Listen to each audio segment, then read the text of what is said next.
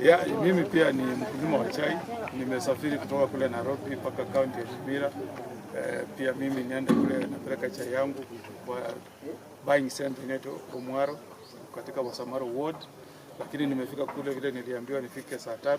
Nimekuta maafisa wa IEBC ambao wanasimamia uchaguzi hawajafika pale. Tukaambiwa kwamba makaratasi ya kupiga kura imechelewa kutoka kule Nairobi. Sasa nikaamua kama kiongozi na ule ambao anapenda ukulima wangu wa chai nitembee niangalie kama shida ni kule kwangu peke yake ama ni katika kaunti yote ya Nyamira.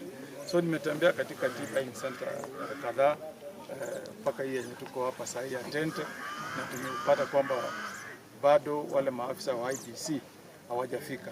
Kwa hivyo nimechukua hatua ya dharura. Nimezungumza na wakubwa wa IEBC kule Nairobi kutaka kujua ni kwa nini upigaji kura hujaanza kufanyika katika kaunti ya Nyamira, na wameniambia ni shida iko katika Kenya yote.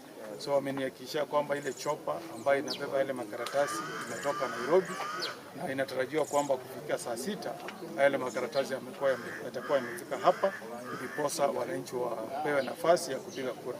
Na pia nimewaambia kwamba kwa sababu wamechelewa kufika katika vituo vya kupiga kura, wapatie wakulima nafasi ya kupiga kura mpaka mkulima wa mwisho awe amefika katika tea buying center.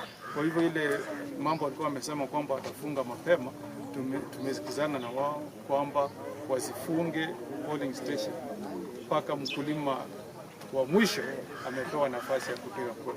Na vile umeona wakulima wote ni watu wapenda amani, wanangoja wafanye ile demokrasia inawaruhusu kuchagua viongozi wao. Hawa ndio wako na nguvu, hao ndio wako na mamlaka ya kuchagua ni nani atakuwa kiongozi wao kupigania huu mmea wa chai. Lugha ni moja tu, sisi tunataka mkulima apate pesa mfukoni. Kwa hivyo wale wanaingia, tunawaambia wakiingia pale waweke bidii, watusaidie pesa hiyo mfukoni.